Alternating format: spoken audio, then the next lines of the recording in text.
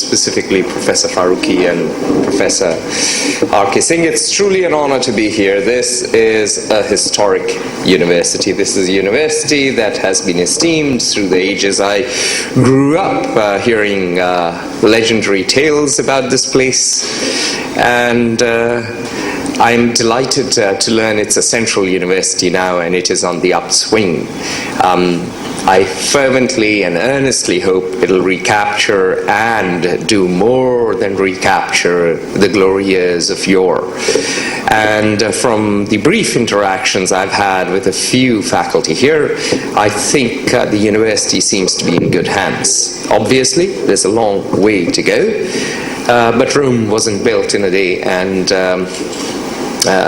hopefully we will get there. So, without further ado, I will crack on, and there are certain rules of the game I must inform you about before I crack on. First, I'm open to any question under the sun. Second, follow-up questions are more than welcome. If you think I'm being an idiot, just tell me why. If you disagree with my point, hammer me, and hammer me hard. This is meant to be a Socratic discourse, or what we used to call a Shastrarth. So I'm not an oracle. I have traveled a lot, and I have certain views on the world, many of which are fallible, and it's up to people here to prove my fallibility. So, India in the world. India is an ancient civilization, as is China. Sometimes we forget that there are other ancient civilizations. We tend to get a little too smug sometimes, and sometimes we tend to get a little too insecure. We forget we are an ancient civilization too. So, both India and China have enormous contributions to the planet, to humanity. The Chinese, of course, gave us paper, they gave us the compass, they gave us Confucian philosophy, they gave us poetry from the Tang dynasty, and lest we forget, they gave us a merit-based bureaucracy. Our current bureaucracy is based on the Chinese model. Our mandarins are selected through an extensive examination. It is very Confucian. Actually, globally, everyone follows the Chinese model. We don't appoint someone's nephew, someone's cousin twice removed. And one of the hallmarks of modernity is that we have a merit-based admission system to run the apparatus of the government. And that is a Chinese idea. It's not a British idea. The British rediscovered it. So much, and of course I'm doing no justice to what China has given us. I've just adumbrated the outline of an outline of an outline. So let's get on to India, because that is the focus of my lecture, and Indians have contributed enormously to the world as well, whether it comes from our speculative philosophies, to the decimal system, to very many scientific practices that Europe discovered much later, whether it was in surgery, Sushruth, or whether it was in chemistry, or even physics. So we have a peculiar and particular genius, and it is apposite that I start talking about what A.L. Basham called the wonder that was India. And we have a professor of ancient history sitting in the first row, and he's nodding. And what is it that made India the wonder that it was? And part of it was that we were a riverine civilization with deep rivers flowing from the Himalayas, carrying silt, making the soil deep and fertile. And that abundance of water and that richness of soil meant that this civilization could afford to be a little more speculative. You could sow seeds in many ways. If you were industrious, you could transplant paddy. If you were a little lazy, you could just throw the seeds. You had 3 growing seasons. Europe didn't.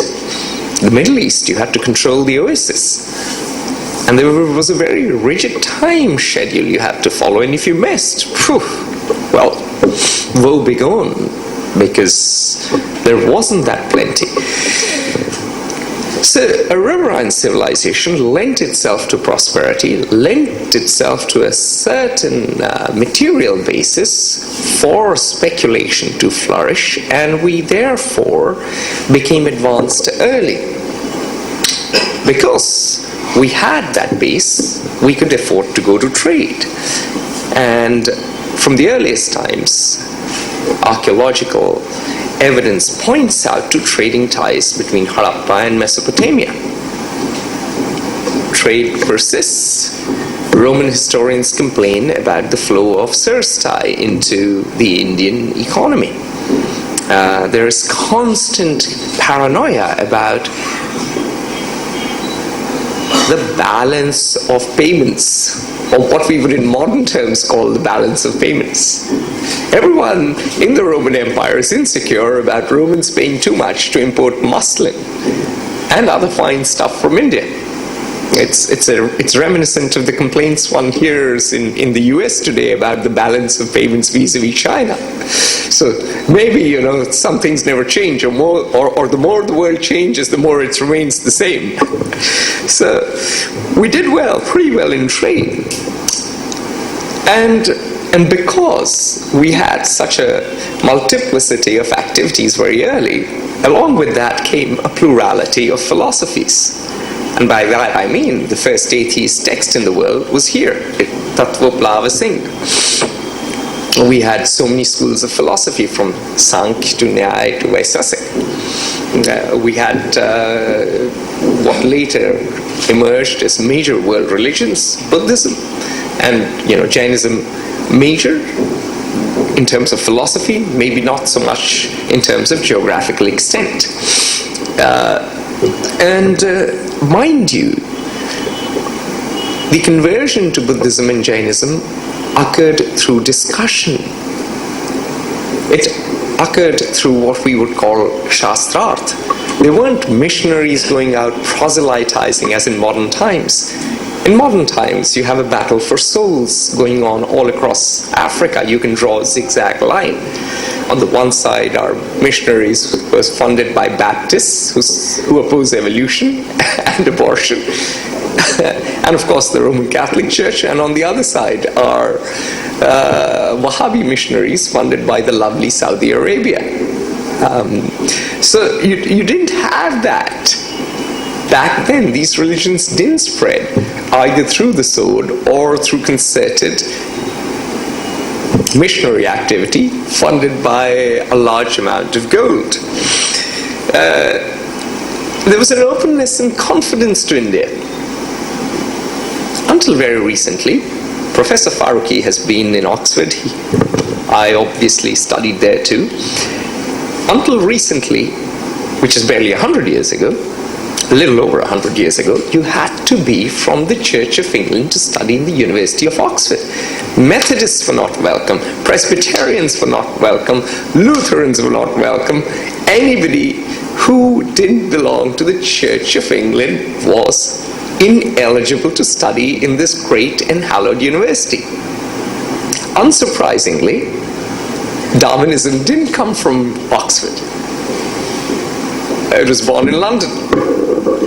A number of the great utilitarian philosophers didn't operate out of Oxford. They operated out of London. And in the 19th century, it was London that was the intellectual center of Britain. Oxford was for the elite, members of the Lucky Sperm Club, who generally have a cushy life throughout human history. We, on the other hand, in Nalanda, admitted everyone. Huan Chang could come and study there. Everyone was welcome. Islamic philosophers were welcome, travelers were welcome, the Chinese were welcome, the Japanese were welcome, and they trickled in. All that you needed to do to get in was the Dwarapala test, which is you went and talked to the scholar at the gate and he figured out you were bright and you were sincere and you'd work hard and you'd add to the richness of the life in that institution, and you were in. Now, that is confidence. When you know who you are to such a degree that you open your doors to everyone and you are willing to engage with the world. It also led to a dynamism. And that dynamism meant that Indian culture spread. The biggest Hindu temple is not in India. It's Angkor Wat. It's in Cambodia. We forget that. The biggest Buddhist structure is not in India either. It's Borobudur. So we look at the cultural influence of India, and it spanned all of Asia. In fact, there are just two centers that have given birth to great religions. One is the Middle East, starting from, let's say, Mecca to Jerusalem, that area, and the other is the Gangetic Valley, and we are here in the presence of time and history and greatness. Sometimes we forget that, because it's hard, even let's say if you're in Bethlehem and you're a Palestinian, to remember the richness of your heritage, because the current can be so depressing. And boy, if we think, we are in a bad shape, think about the Palestinians. They suffer apartheid. So, or the modern day version of apartheid. So, there was a dynamism, and that led to a huge cultural footprint. And it went west too, lest we forget, because a lot of the jungles of Alexander the Great became Buddhist. You had a whole school of art called the Indo-Greek School of Art, or the Gandhar School of Art. And the tallest statue of the Buddha until very recently was Bamiyan, which was blown up by the Taliban. So, Islam was what defined us. Now, obviously, there was decline. Obviously, somewhere down the line, we slipped up. Now, we can feel very guilty about it, but I think one of the things we have to get over as a culture is understand what happened instead of feel guilty about it, because everyone slipped up. Every ancient culture slipped up. It's not just us. The Iranians slipped up, the Chinese slipped up, we slipped up, the ancient Greeks slipped up, the Romans slipped up. So no ancient culture failed to slip up. Now, the causes might have been different for each of them, but the fact of the matter is all of them slipped up. Ascribe reasons such as feudalism. We can ascribe reasons such as rigidification of the caste system, which foreign travelers such as Fa Hien started observing, such as Huan Chang started observing. Untouchability was becoming a big deal. So we have historical records of certain trends. Now, obviously, the records are not as good as they should be because of certain factors. But clearly, there's something rotten in the state of, or in the states of India, to take a line from Hamlet, or paraphrase a line from Hamlet. And so, a weakened Indian civilization or a weakened Indian set of states were vulnerable to external aggression. And mind you, this was a time of turbulence all across the Middle East and Central Asia. So Ghazni invaded India 17 times in 25 years, and we all know the stories of the loot he carried on the back of trains of camels and donkeys and horses. Ghori, of course, did one better. He conquered much of North India. The Battle of Tarai in 1192 and the Battle of Chandavar in 1194 meant that everything up to Bihar was suddenly his domain. or the domain of the new sultanate. Now they might not have been able to retain it straight away. They expanded, they won the battle, but they couldn't retain absolute control. But from now on, the die was cast. 1198 is when Nalanda is razed to the ground. The scholars are slaughtered. The buildings are razed to the ground, and the manuscripts are used to light campfires for 6 months. So, what we are seeing is a destruction of knowledge and heritage, and an institution that is merit-based, because the old caste system, let's say the old Brahmin priest in the village, would pass on the title to his son. It was a decentralized system, therefore very hard to get rid of. Village by village, you'd have to slaughter people. But if someone chose to become a monk, chose to become a scholar, he had to come to a university. The same holds true today. Today, you come to Allahabad University, or you go to IIT, or you go somewhere. But if you want a merit-based education, if you want your education to be beyond your family, you need an institution. And that institution is suddenly gone. And we embark upon what I call the poisoned chalice of defeat. Nothing succeeds like success, and nothing disintegrates like defeat. And it's not just us. Again, before I left, I would wonder what went wrong with us that we got colonized again and again. And then I drove through the US and saw the Native Americans in their reservations. I've driven across the US 4 times, and I've traveled very widely around the world, and you see the despair, the absolute abject despair, the loss of their culture, the loss of their philosophy, the loss of their language, the loss of their identity, and it's heartbreaking.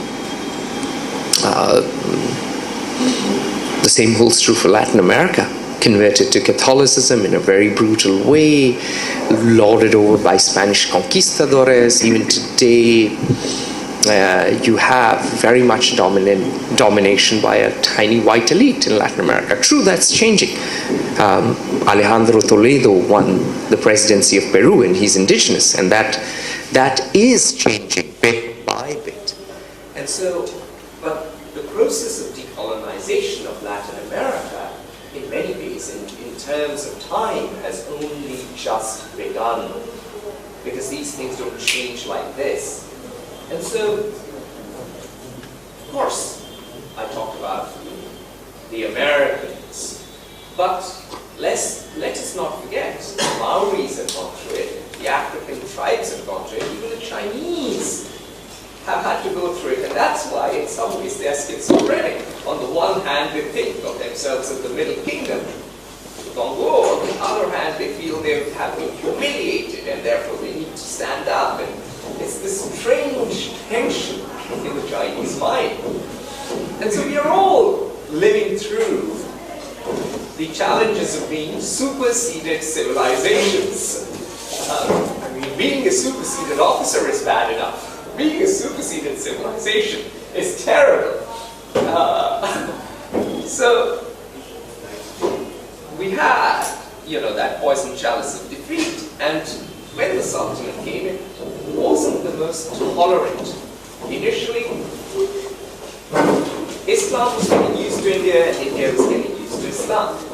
And so initially, when it was a conquering state, the poll tax was imposed, jizya, and Persian became the official language. The Mughals took over. Babur is one of my great heroes because he was a swashbuckler. He was a writer, he was a conqueror, he liked diamonds, he wrote Tuske Baburi. I mean, there are few figures in human history on a personal level with whom I identify more than Babur. I mean, I'd like to be like Babur. I'd like to go out and conquer new lands. So I identify with that. And he was a man of culture as well. And he brought in a different version of Islam because he was a tolerant guy. His artilleryman was Rumi Khan, an Iranian. He had cobbled together a disparate coalition of exceptional people and come here and forged an empire out of nothing, out of a handful of men. And it was testimony to the weakness of the Sultanate and the Rajput kingdoms of the time, including the much glamorized Rana Sanga, that Babur was able to win despite having far inferior numbers. Now, the Mughal Empire, for all its tolerance, was still a state which had Persian as its language, and it still looked to the Middle East, using the term broadly, for cultural reference. And under Akbar, jizya was finally removed, and the state became much more tolerant. But there was regression under Shah Jahan and, of course, under Aurangzeb. And yet, India had become so culturally used to the idea of Mughal sovereignty that when 1857 came around, and that is why I don't regard 1857 as the first war of Indian independence. I think it wasn't, because it was certainly not a sepoy mutiny alone. But the truth is somewhere in between. It was an attempt to recreate the old order. And we brought back an effete Bahadur Shah Zafar, well into his 80s, a man of no competence and no achievement of significance except minor poetry, to head and resuscitate the Mughal Empire. The Peshwas, for all their battles, could push the Mughal Empire into further decline, but they didn't have the intellectual or the political imagination to create an alternative empire. They were too insular.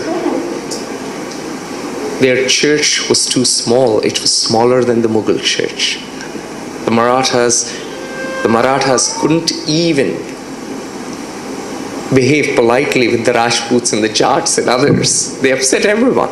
And so they fought the Battle of Panipat alone and lost. And so the point is, there was vacuum. There was this huge top-down structure in India for a very long time.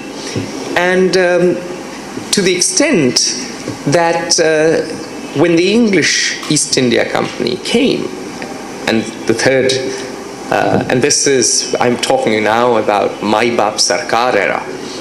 So the English East India Company came and started gaining precedence. No one realized the significance of such an invader, except Tipu. Tipu Sultan did.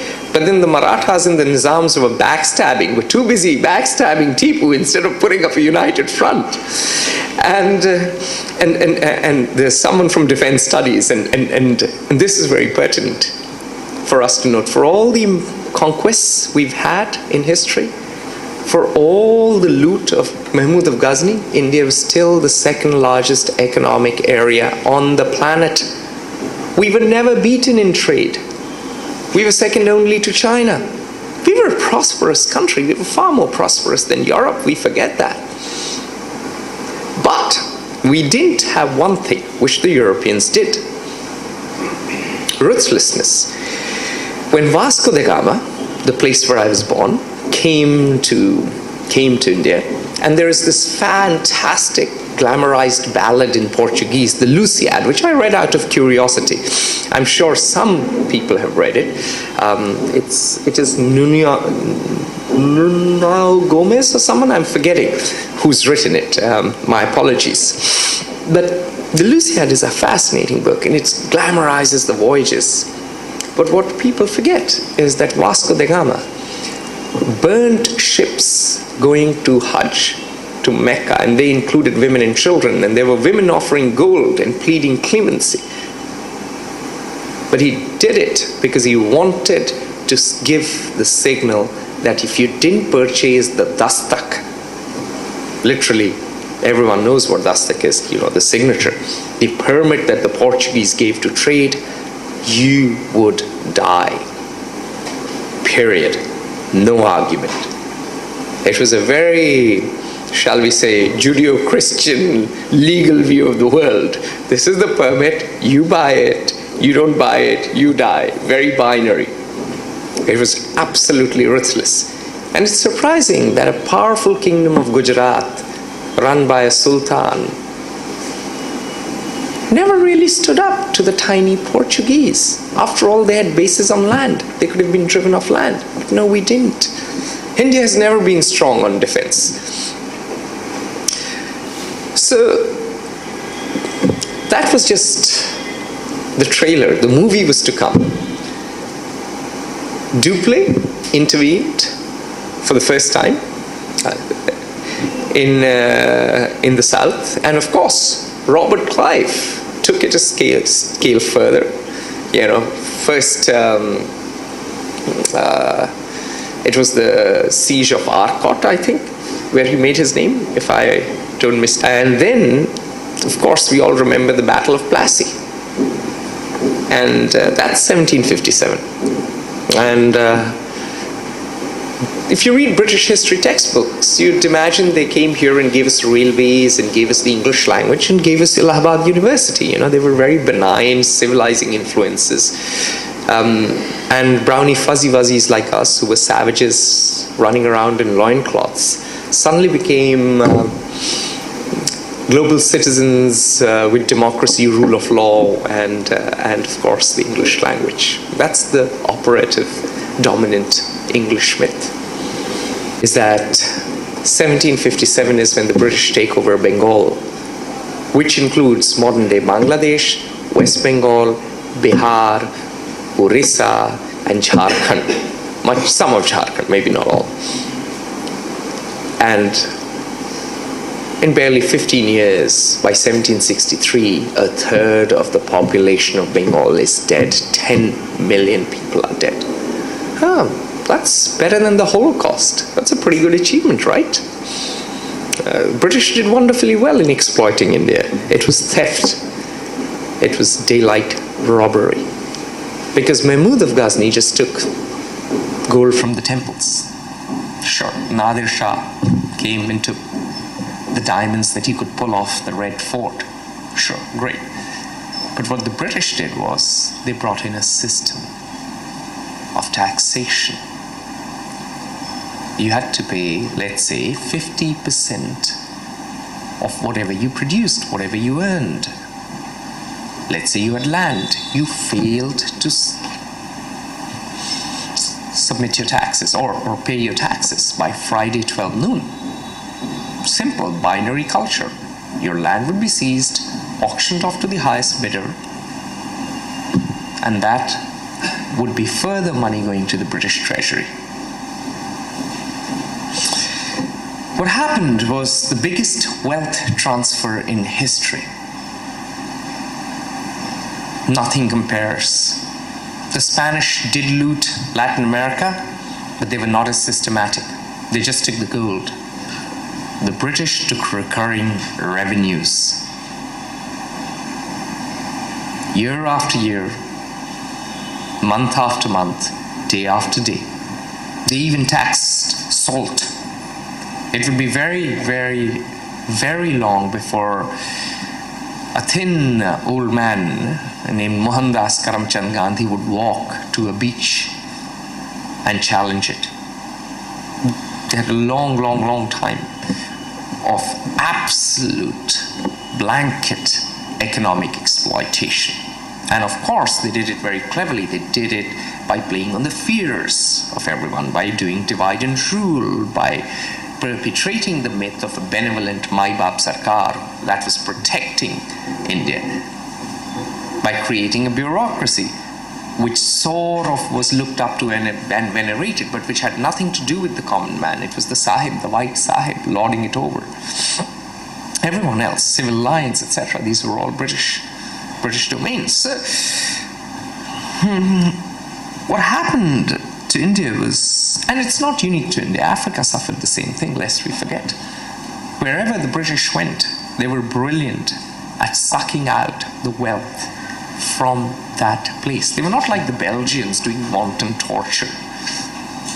They were not like the French getting sentimental and sticking on to a colony after it became unprofitable. British were traders. They wanted money. They wanted your money. I mean, I don't know what Professor Farooqi's experience is, but I found that I've traveled now pretty much all around the world, and I find that the stingiest of all people are my British friends. By a long way. By a very long way. I mean, they take gold by such a mile. You know, the next person you can't even see. It's like Jesse Owens and the rest, you know, come jogging, you know, in, and you say, what happened? And it's like, you can feed them 20 times and cook them dinner, and they won't buy you a cup of tea or a drink. And they will, if you tell them they are in the wrong, they will get offended and take the moral high ground, and as sanctimonious hypocrites preach to you for hours. It is incredible, the British ability for moral outrage, despite doing everything underhand and shady, is exceptional. There's a joke in our part of the world, in Hindi of course, you know, ki keel thoko screw niklega. You know, you hammer a nail into their head, it'll come out as a screw. So it's no surprise they had an empire that governed the world. It's no surprise that they won the battle of hegemony. It's no surprise that they were able to culturally colonize everyone. And that brings me to the complicated cultural legacy of the British. And it is particularly pertinent because this is an institution set up by the British. And therefore it has what we call, right from its umbilical cord, a complicated legacy. How does this institution connect itself to the soil around it, whilst not losing some of the wonderful things that indubitably came from the British? And some of the great things that did come from the British were people like Sir William Jones.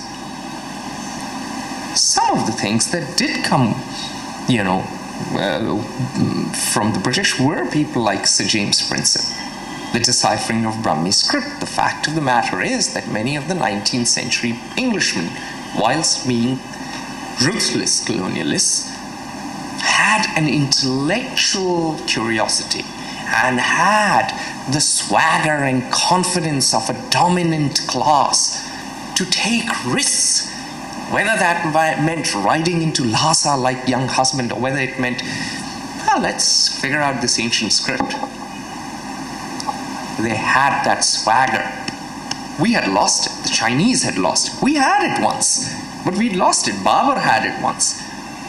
But even the Mughal elite had lost it. The descendants of Babur had become Muhammad Shah Rangila. You know, they wanted to wear fine muslin, and that's about it. So swagger had gone out of our system, regardless of which community or kingdom. These guys had it, and they had an intellectual curiosity, and they were children of the Enlightenment, some of them, and they went out and explored. And it did certainly help us rediscover our past and brought a lot of the richness that we had produced to the world. A lot of Indian history was reconstructed. And of course, we have a historian here who can tell you much more about it than I can. And so we have that from the British. But then, of course, we have someone called Macaulay. On the one hand, you know, you have William Jones extolling Sanskrit as a language superior to Latin and Greek, and then Macaulay comes along and says, look, a shelf of this Oriental literature a shelf of Western literature is worth all the literature from all ages from the East, this garbage that they are being taught. And what we need is an education system, a new education system that creates, and I won't quote because everyone knows Macaulay's quote and it's cliche, but to put it in Spanish terms, we need a comprador class, you know, because if I go and beat someone, it's not so hot. But if I have a comprador class who aspires to be me, who aspires to speak in English, aspires to have white habits, aspires to be, English in taste and manners, he can go and beat the fellow, and there's an intermediary to blame. And, of course, I have cheap help. A whole bureaucracy or a whole constabulary underpay it, thereby making them corrupt, thereby instilling the superior moral image of the white man and rule.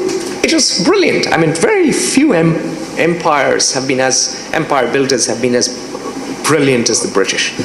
You have to give the devil its due. Absolutely, phenomenally brilliant. I always fear a British enemy. I've been backstabbed by a few Brits, and I always blame myself that I read history, but I never learned from it. So, I hope going forward, I won't be backstabbed. I touch wood. This is Prayag, Allahabad, so I'll fold my hands. I hope I'll be wiser. They won't change. I hope I get wiser. But going back to the absolute genius of the British was that they decimated Indian confidence in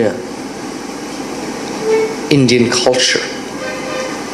The education system was deracinated from our roots, and we produced what we call the Brown Sahib.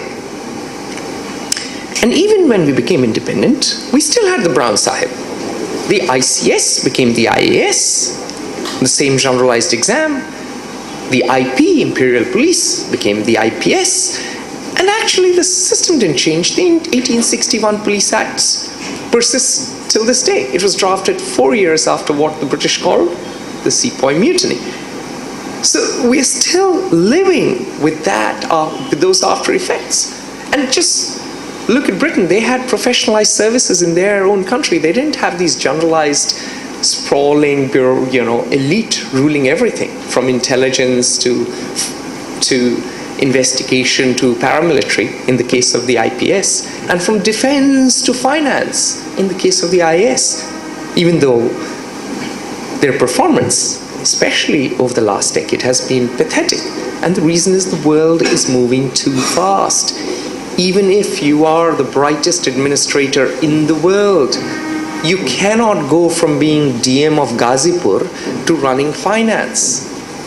The British have a treasury. The Americans have a treasury department. They test you for your knowledge of world economy and your thinking ability regarding finance.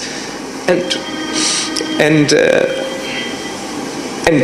so on and so forth. But that's digressing. The more important point is that we've retained the system because culturally we don't think of systems. And when you start thinking systemically, it said be practical.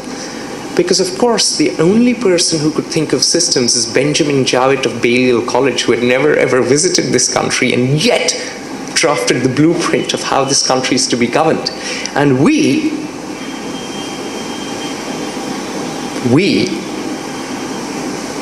still don't question the Jowett paradigm. And that is nothing but cultural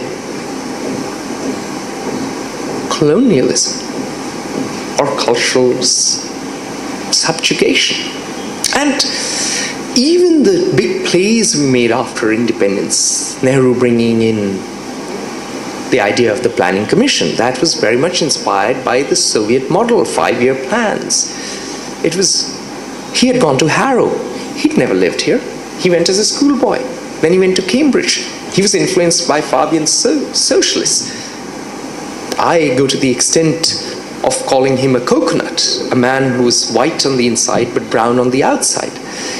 And they were contending visions for India. The Gandhian vision was much more rooted. Have grassroots democracy. Decentralize, decentralize, decentralize. The village assembly, the town, and so on and so forth can deal with their own affairs. Of course, there was a Patel vision as well of India. There was a Bose vision of India. There were many visions of India. Of varying, Rajaji vision of India, of varying degrees of rootedness. But we continued with the old system that was a colonial structure with grafting of socialism borrowed from the West again. And it didn't change with Indira, who hugged the Soviets closer. It didn't change with 1991 either. The reforms were brought in by the IMF. Manmohan happened to be in place, and they had made huge blunders in 1987. The IMF, this year in the IMF, I gave them a very hard time, and of course I'm not particularly popular there. And I asked them, why is it that the same crisis in 1987 and now evokes two separate responses? One happened in ASEAN, and they said austerity. One happens in Europe, and they say deficit funding, because we can't afford a recession. Is that because the IMF is a European club run by Frenchmen and now a French woman? And people of brown and black and yellow skin are meant to open doors, write the memos, and serve tea? Until a few years ago, Belgium had more voting rights than China. This is a joke.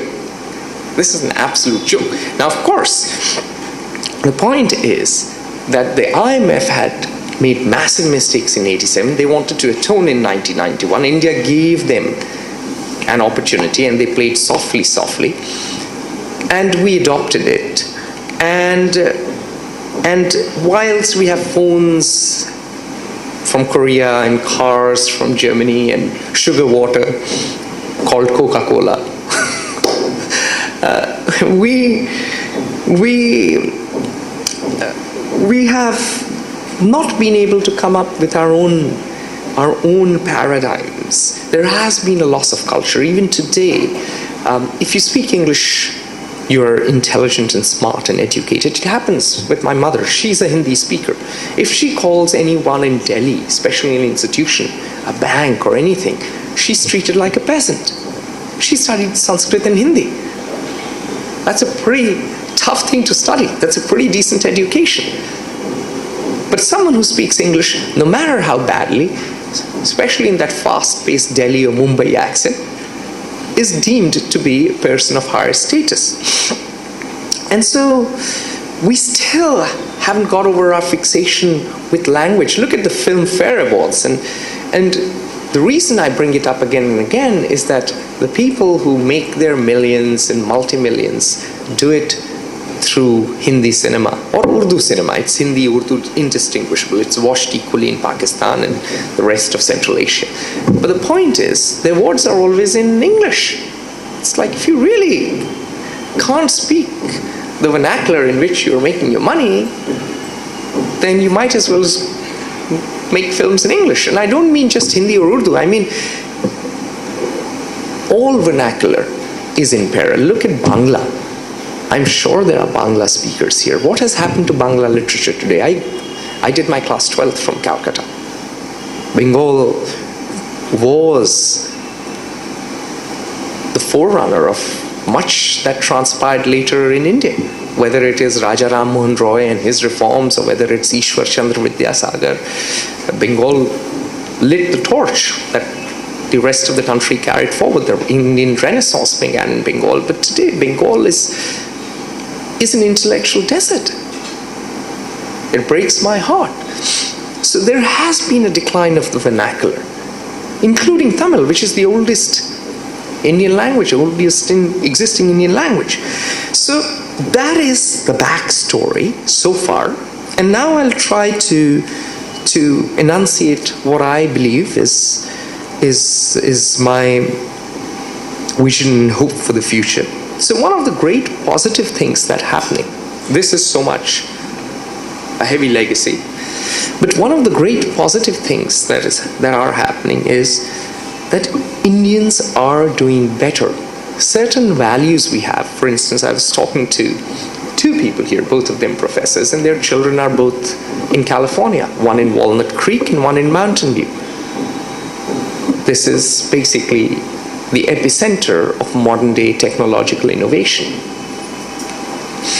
And because there is a very strong stress on education, because there is this phenomenal work ethic, at least amongst the middle class, we are producing people who are becoming world beaters. And this is happening in a whole range of fields, whether it is string theory in physics, or it is surgery, or it is pharmaceutical research. I have friends in all kinds of fields who are doing absolutely exceptional work. So Indians are rising in professional and intellectual eminence globally. That is a fact. What is also happening is that Indians are, and let me finish with the implications of the first. When that starts to happen, your self-esteem starts going up. Because when you realize you can punch with the best and roll with their punches, you realize that for all the pummeling, for all our foibles and warts, there is something intrinsic there that is phenomenally pliable and phenomenally phenomenal about our civilization and our culture and our identity over time. Maybe not immediately, generation by generation starts improving. I mean, on a personal note, I don't think my father's generation would have taken the battle to The Economist the way I have chosen to. When people ask me, they say, who's your target? I say, The Economist. And they say, oh, but they've been around since 1843. And I said, precisely. Have you seen how many pages is Middle East and North Africa? 2. How many pages is Europe? How many pages is South and Central Asia? 2. And it's always told from this moralistic British perspective. America should do this and India should do that, and covers like hit him hard with the photo of Assad. An argument for the Iraq war not too long ago. Let's invade Iraq.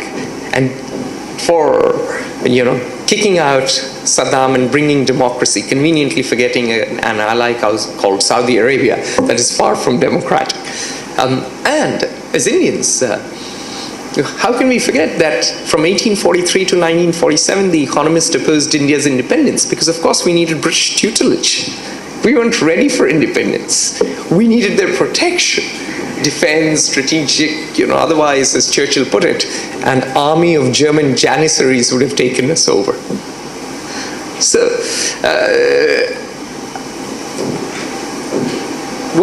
and the personal note is very simply this, that I don't think if I'd been born a generation ago, I would have had the swagger to do that. That has come because I saw my cousins do well, become professors, do well in the MITs and the Harvards, etc. And I thought, there's no difference. So the reverence was lost. Not consciously, but subconsciously. And there are people like me who've done much better, and they have blazed paths and succeeded much more. So that means that our narrative and all of eminence, or all of a civilizational eminence, I believe, depends on the control of narrative. And there's this proverb that if the lions had until the lions have their own historians, the hunt will be glamorized. And so the resting back of the narrative will begin as Indians do better. Second, Indians are returning to their homeland, bringing in dynamism and professionalism. I was just told about an Indian cell phone. Now I know a lot about new trends in India. I know about friends who've come back and set up companies in all kinds of technological ventures, but remind me, what was the name of the phone? Macromax. Macromax is a classic example of an Indian product challenging all the big and heavy hitters and pushing someone like Apple to number 3.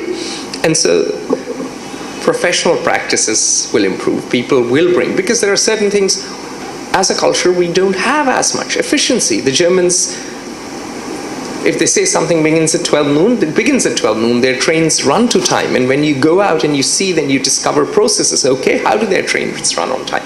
They have X, Y, Z process. So you start, how do they do project management? You start learning, and you bring some of that back.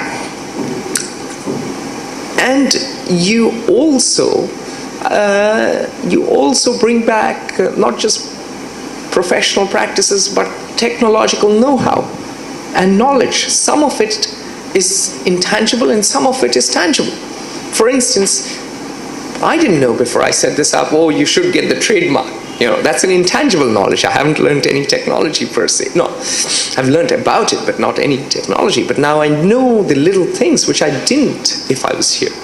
So you bring that back, you start, when Indians come back, even to visit, they bring back that knowledge, and that knowledge transfer begins, that economic dynamism increases, and confidence increases. Third, I do believe firmly and fervently that new paradigms have to come from this country. And I can't pinpoint exact pieces of evidence as a trend, but when I hear the discourse and the dissatisfaction and the questioning, especially amongst the young, of existing paradigms, especially those born after the fall of the Berlin Wall and the collapse of the Soviet Union, when I hear that, I have faith. And here's why. Well, communism is dead. The reason it is dead is it was an arbitrary ideology with no regard to history imposed by a central bureaucracy. And it was imposed by a tiny elite on the basis of repression. So abject worship of Marx, like our communists, is going to go nowhere, because Marx was a great political philosopher in the context of his time. The operative words are, in the context of his time. The most brilliant analysis of the weaknesses of 19th century industrialization and the capital system comes from Marx. Having said that, a large part of the world is now living in a post-industrial economy. There is no proletariat in the US. There are no jobs. The jobs have gone to China. You're either a waiter at Starbucks or a restaurant or a coder in Google, in which case you're living in La La Land because you're having free juice and free food, and your parents can have free food. So the old paradigm has gone. And so what do? The new paradigm that came out after 1991, the arrogance of the end of history, Francis Fukuyama, a man whom I've met and a man who's brilliant, and who actually now is questioning his thesis. But at that time, the belief that American-style democracy was the future, that is in shambles, because it didn't confront existing problems like boundaries in the wrong places. How can you have American-style democracy when the whole of the Middle East is living off the Sykes-Picot paradigm, not to mention the Balfour Declaration? The slight problem, the lines were drawn in 1916 and 1917 and don't correspond to daily realities. So politically, that model doesn't make sense. Economically, the finance capitalism model is on life support. It is being kept up, propped up by two things: by deficit spending on the part of the governments and by unprecedented monetary easing. But this cannot last, because this is leading to an appreciation of asset values, boosting inequality, especially wealth inequality. You can make an intellectual argument for income inequality. It's impossible to make an argument for wealth inequality. Eventually, wealth inequality leads to a caste system, class system, and probably a caste system too, because some have and some don't. And quantitative easing, followed by the Federal Reserve, is pushing inflation to the emerging economies. And it's Indians and the Chinese and the Brazilians who are paying for it, in terms of more expensive oil, more expensive vegetables, more expensive cereal. more expensive clothes. I mean, inflation all across the board. So the existing paradigms of the left, which came out of Europe and were fundamentally boosted by the Soviet Union and still practiced by Venezuela or Cuba, are dead. The model on the right, it's nearly dead. So we could take a view that we are caught between two worlds, one dead and the other powerless to be born, and get gloomy like Matthew Arnold, or view this as an opportunity to create a new paradigm. And I do believe that India, China, and many of the Asian countries which never had the nation-state system with a concentration of power in a bureaucracy, where things were free-flowing, where there was the guild, you know, a guild of merchants, where there was things, you came and went, and there was more, you know, laissez-faire, because society per se was self-regulating in a way, is a better model, because the nation-state system came out of the absolutism of Europe. The 1618 to 1648, 30 years war is when the nation-state system is born. The Treaty of Westphalia, it's a particularly gruesome war. It's like the modern Syrian civil war. It's Protestant versus Catholic, that's how it begins, and then it becomes a pursuit of national interests.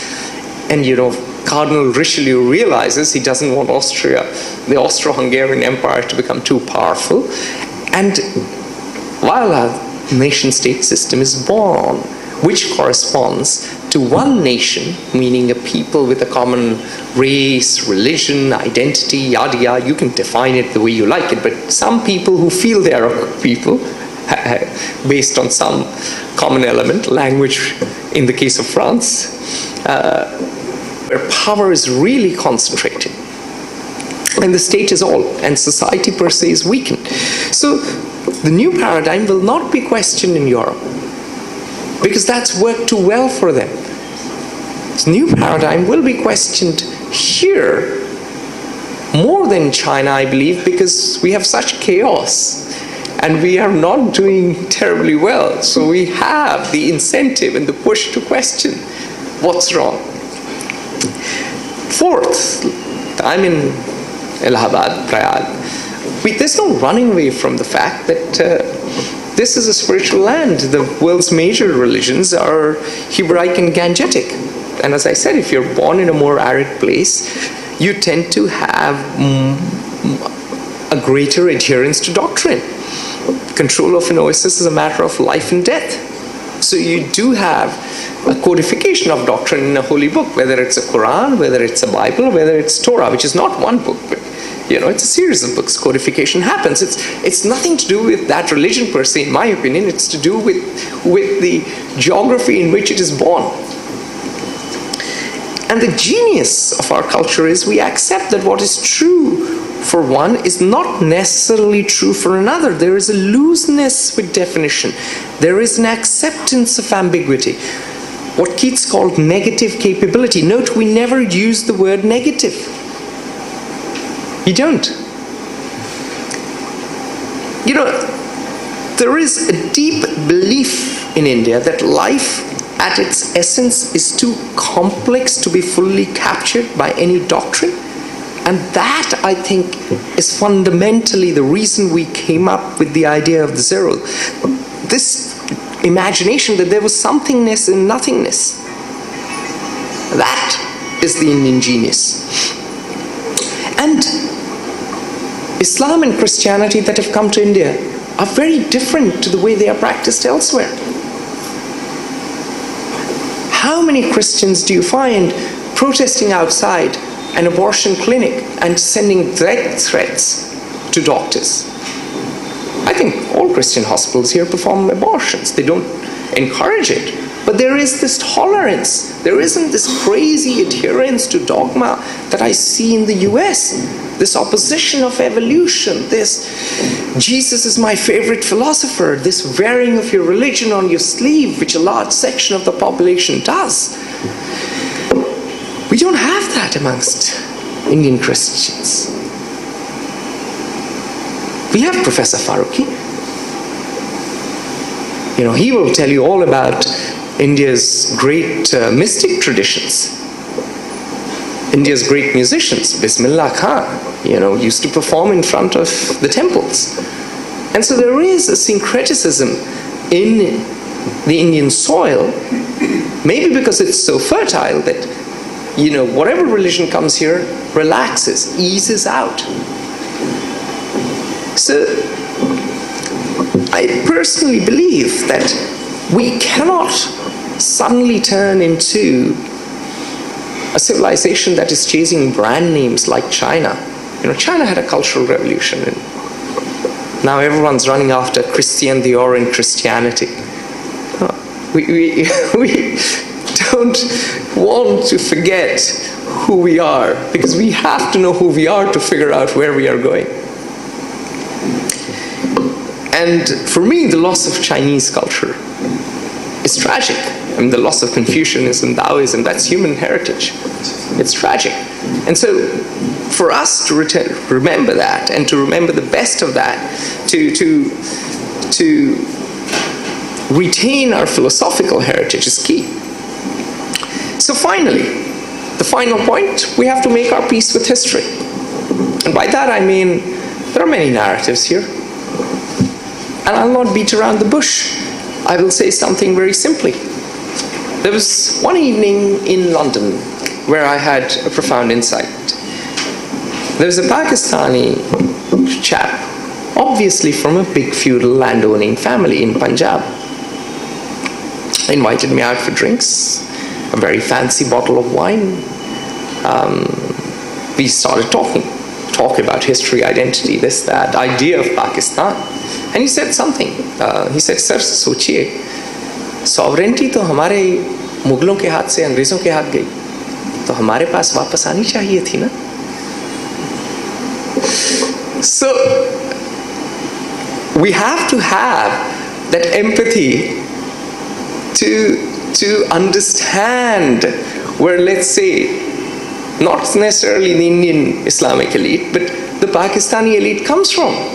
Because there were many visions of Pakistan. There was this middle class idea, Jinnah's idea, who was Shia, and his soul would be burning right now at the thought of Shias getting slaughtered in Karachi. Doctors are getting killed, lawyers are getting killed, teachers are getting killed. There's influx of Wahhabi money which is creating intolerance in Pakistan. There's civil strife. But the idea, one was the middle class idea of a professional Pakistan, like a modern day Israel. The kind of idea that General Aziz talks about. If you listen to his interviews, he's the elder brother of Shaukat Aziz, who's in the Atlantic Foundation in Washington, D.C., a brilliant guy, brilliant fellow. The Pakistani generals are much sharper on average than ours, unsurprisingly. And so that was one idea of a professional, class-dominated Pakistan. There was the idea of religious Pakistan too, right? There was the idea of the patrician upper classes like Nawab Salimullah, who began the Muslim League under the patronage of Lord Curzon. And we have to remember that the Muslim narrative of history is going to be different than the Brahmin narrative of history, which is going to be different to the Dalit narrative of history, which is going to be different to the Rajput narrative of history. This is just in the north. And when you start going south, the Tamil narrative is going to be different to the UP narrative, which already is not one narrative. The Tamils feel we have to learn Hindi, you don't. And I've always suggested we should teach one South Indian language in the north, because we should just try to be inclusive. And we have a contentious history. We are a bit like the Middle East with its own different narratives. I mean, the Shias and the Sunnis are having a bloodbath raging across borders, Syria, Lebanon, and Iraq. Every single day I get articles from my folks there detailing all kinds of reasons and developments and new groups on both sides and bombs going off and cluster bombs going off. And so we know what can transpire if we do not have the empathy to reach out and understand each other's narratives, because we have to somehow be inclusive. It's not that the government can be inclusive, because the reservation policy has failed. It's led to a creamy layer, right?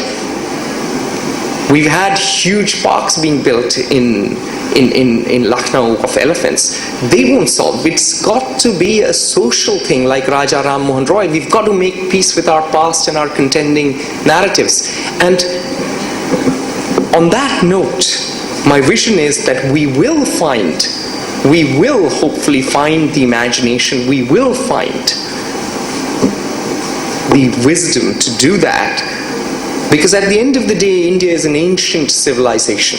Yes, we are a very young modern state. We are actually an experiment, an audacious experiment, because we've been around for very little, and our default setting has been that of regional kingdoms. And perhaps what we now need is a questioning of everything. What is the kind of state do we want in our civilization? A more federal, a more bottom-up? What is the kind of education do we want? What is the kind of culture do we want? What is the kind of spirituality do we want? Who is in? I seize, and I welcome all questions.